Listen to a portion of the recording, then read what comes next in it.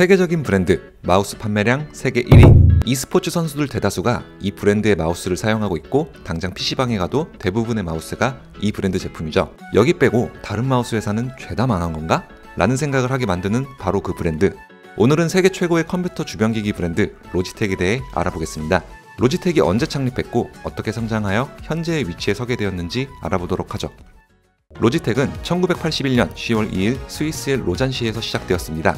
회사를 세운 새 창립자는 컴퓨터 주변기기의 중요성을 확신하며 이를 주력으로 제작하기 시작했죠. 당시 로지텍이 최초로 개발한 제품은 마우스였는데요. 1982년에 제작된 P4 마우스는 사실상 세계 최초의 상업용 마우스였습니다. 이 마우스는 세계 최초의 롤링볼 방식 마우스였죠. 디자인이 특이하죠. 90년대 초중반까지는 3버튼 마우스가 유행했었습니다. 현재 3버튼 마우스 시대는 끝났지만 롤링볼 방식은 여전히 사용되고 있고요. 1984년엔 최초의 무선 마우스인 로지텍 메타4를 출시했고 1985년 로지마우스 C7을 출시했는데 이 마우스는 출시 당시 가격이 $100로 당시 마우스 평균가의 절반 가격이었습니다. 이런 저렴한 가격으로 인해 OEM 방식으로 HP 컴팩에 마우스를 공급하는 걸 시작해 AT&T와 거래하게 되면서 폭발적인 성장을 하게 되죠. 로지텍은 이렇게 마우스 업계의 정점에 올랐습니다. 하지만 로지텍은 여기서 만족하지 않았는데요. 1991년 무선 마우스 표준 규격인 RF 방식을 사용한 최초의 무선 마우스 마우스맨 코드리스를 출시했고 애플과 독점 계약을 맺어 마우스를 출시했습니다. 1998년에 개발한 아이맥 마우스와 1999년에 나온 애플 데스크톱 OEM용 마우스죠. 무선 마우스 출시를 계기로 2000년에 들어 고급형 무선 마우스들을 출시합니다. 이 시기 타사들은 유선 마우스 개발에만 집중했으니 거의 유일한 무선 마우스 회사였다고 볼 수 있죠. 2004년엔 광마우스인 MX1000을 출시했는데요. 이 제품은 마우스 패드가 없으면 사용하기 불편했던 기존 광마우스들과 달리 책상면이나 맨바닥에서도 사용할 수 있었기 때문에 볼마우스 시대를 끝내고 광마우스의 시대를 열었습니다. 로지텍 마우스는 현재 M 시리즈라 불리며 많은 사랑을 받고 있습니다. 하지만 이런 로지텍이라도 장점만 있는 건 아닙니다. 좋은 그립감을 위한 접지력 향상을 위해 마우스 몸통이나 사이드면에 고무 재질로 코팅을 해놓은 부분이 사용할수록 벗겨지고 끈적끈적해져 불편하다는 평가가 있기 때문이죠. 또 대부분의 제품들이 플라스틱 피트를 사용하는데 이 피트는 소음 문제, 안 좋은 사용감으로 다이소 마우스와 같은 초저가형 마우스에나 주로 사용하는 재질이죠. 가격대가 있는 고가형 제품에까지 플라스틱을 사용하는 건 문제가 있다고 봅니다.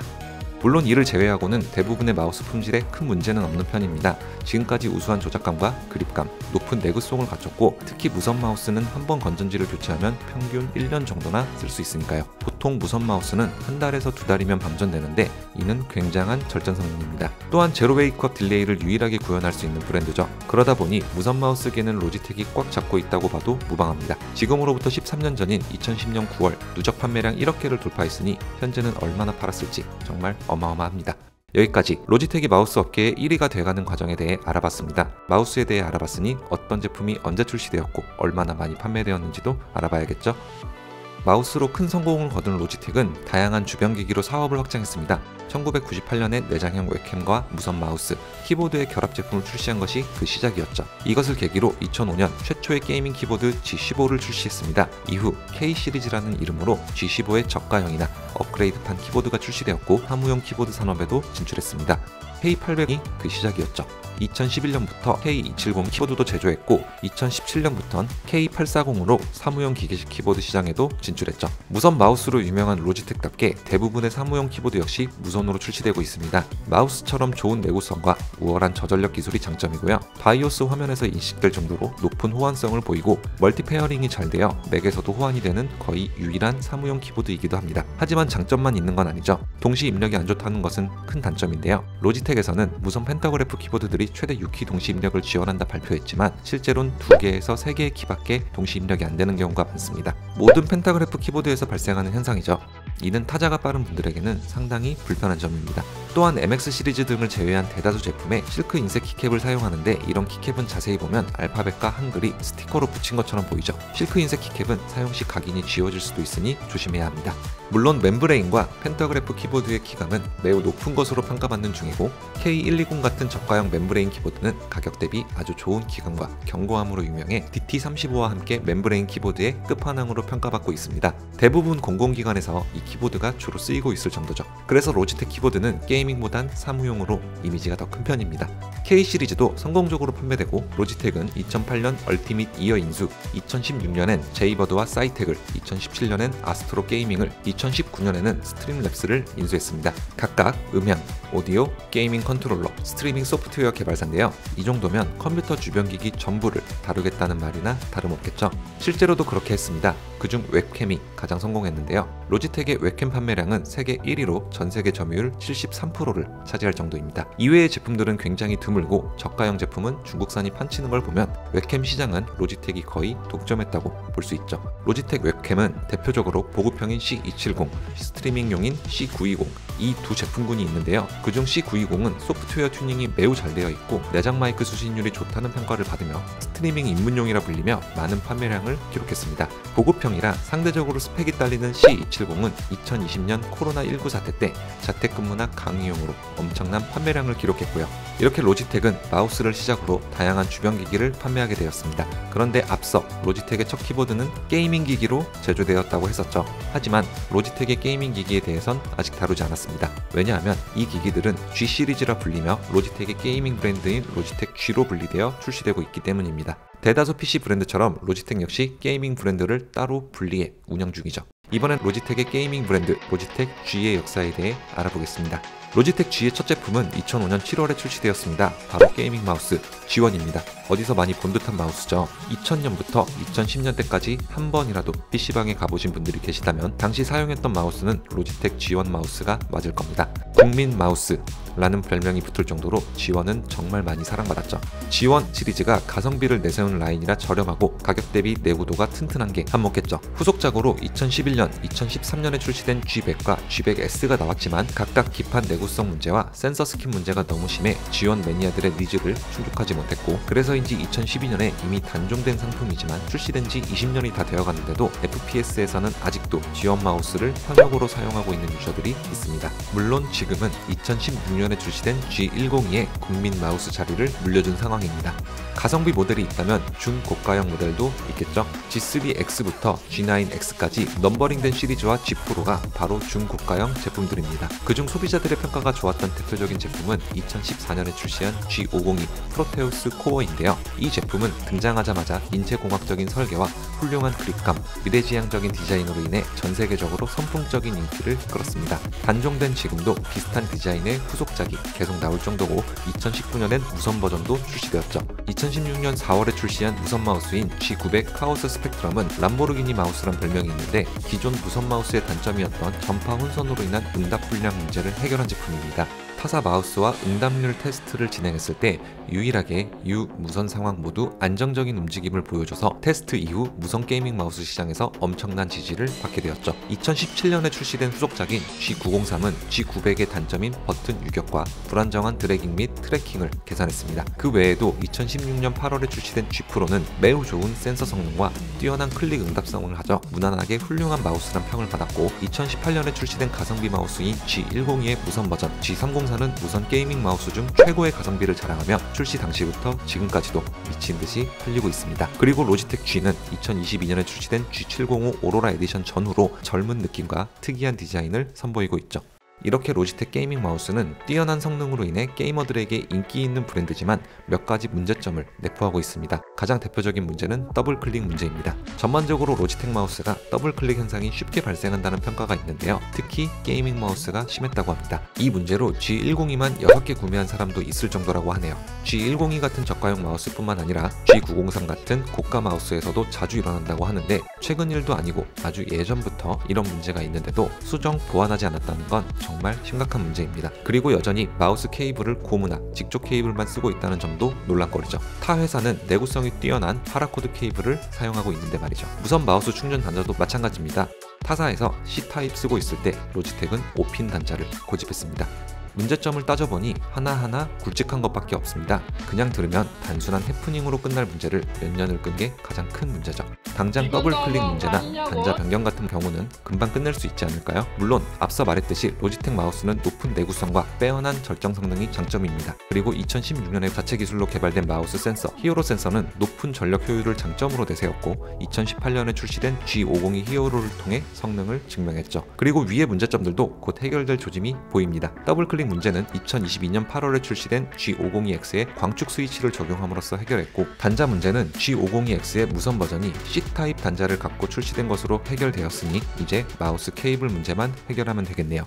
마우스에 대해 알아보았으니 이번엔 키보드에 대해서도 알아보겠습니다. 2005년 말 G1 마우스가 출시된 다음에 출시된 제품은 바로 G15 키보드였습니다. 2000년도 게이밍 키보드는 멤브레인이 대세였는데요. 인기 많을 법한 디자인이고 실제로도 그런 편이었지만 로지텍 G의 멤브레인 키보드는 너무 크고 비싸서 G1처럼 국민 키보드는 되지 못했습니다. 게다가 후속작들도 전부 비슷한 디자인이라 마찬가지였죠. 2010년대부터 게이밍 키보드 시장이 기계식으로 바뀌면서 로지텍 G도 기계식 키보드를 출시하기 시작했는데요. 2014년에 출시한 G910 오리온 스파크가 첫 기계식 게이밍 키보드였죠. 하지만 하필 키보드 스위치가 로모 G였다는 게 문제였습니다. 로모 G의 가장 치명적인 문제점인 채터링과 소음 문제가 크게 드러났거든요. 그런데도 로지텍은 꾸준히 로모 G를 사용한 키보드를 제조했죠.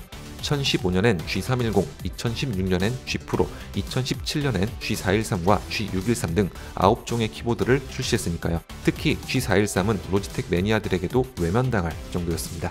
그렇게 평생 로지텍이 로모 G만 쓸 것 같았는데 2019년 8월에 공개한 G813부터는 카엘사의 스위치로 갈아탄 걸 보면 로지텍 입장에서도 로모 G는 흑역사로 남은 것 같네요.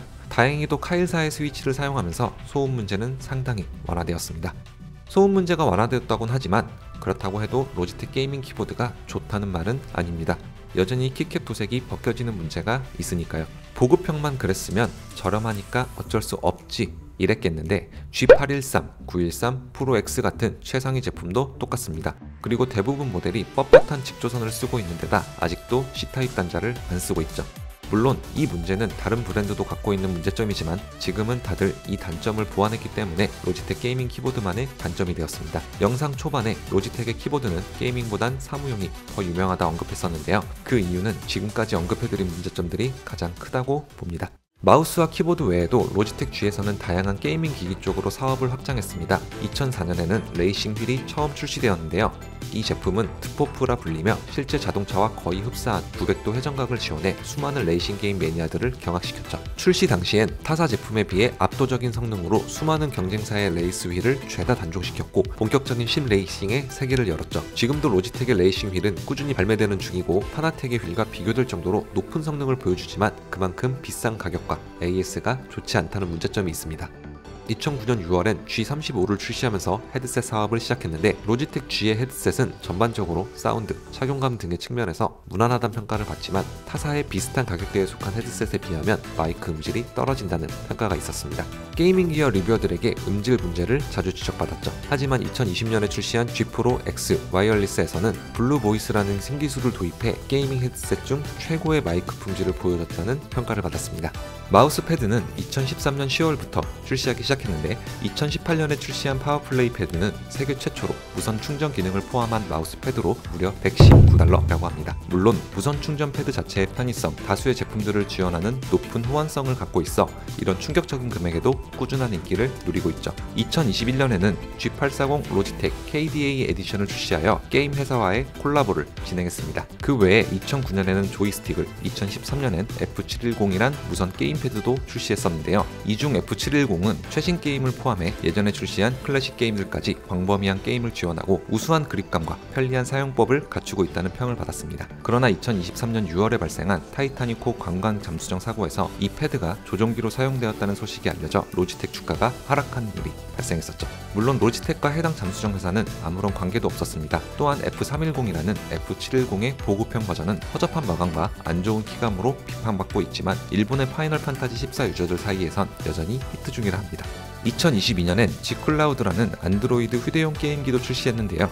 엑스박스, 엔비디아와 협력해서 만들었다고 홍보 중이긴 하나 전반적으로 가격에 비해 성능이 떨어진다는 평가가 대다수입니다. 주변기기뿐만 아니라 로지텍은 소프트웨어 산업도 하고 있습니다. 2019년에 LGS의 후속작으로 출시되어 G 시리즈를 관리하는 G허브가 대표적이죠. 전반적으로 화려한 디자인과 일부 게임에서 따로 키보드 RGB 설정을 하지 않았을 경우 특수한 프로필을 적용한다는 장점이 있습니다. 하지만 이런 장점은 끔찍한 실용성과 온갖 버그가 터진다는 단점 때문에 퇴색되었죠.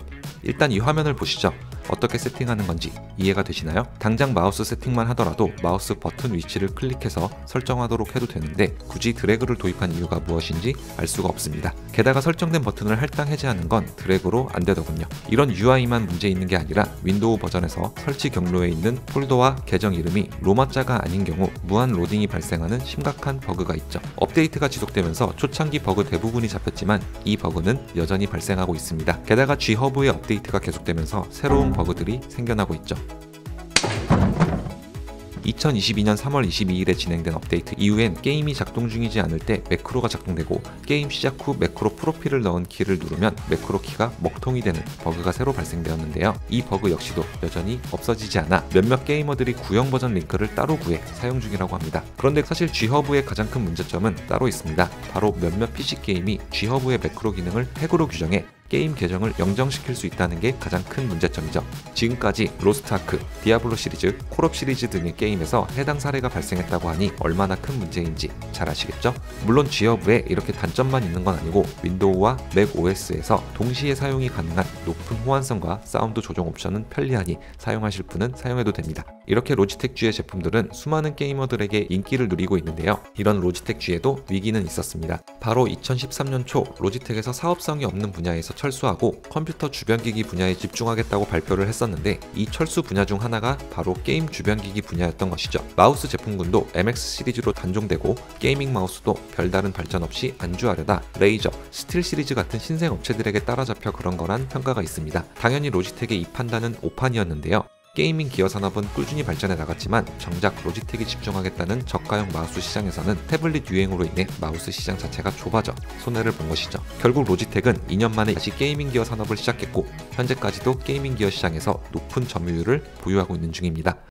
이렇게 저희는 로지텍의 역사에 대해 알아봤습니다. 1981년부터 2023년까지 42년 동안 로지텍은 꾸준한 성장세를 보여주며 비록 현재는 한 번 AS를 맡기면 재고가 없을 시 몇 개월씩 기다려야 하고 2021년 로지텍 코리아 전화번호 변경 이후 통화가 더 힘들어진 경향이 있을 정도로 AS가 막장이라는 평이 있긴 하지만 기기 성능이 워낙 좋다 보니 전 세계적으로 컴퓨터 주변기기 판매 분야에서 상위권의 성적을 보유하고 있습니다. 그 결과 현재는 스위스뿐 아니라 미국에도 본사를 두고 있고 한국, 일본, 싱가포르, 캐나다를 포함해 약 40개국 이상의 국가에 지사를 두고 있죠. 아프리카에도 지사가 있을 정도니 정말 수많은 국가에 진출했다는 사실을 알 수 있죠. 현재 시가총액은 약 117억 스위스 프랑이면 원화로 환산하면 약 16조 원에 달하죠.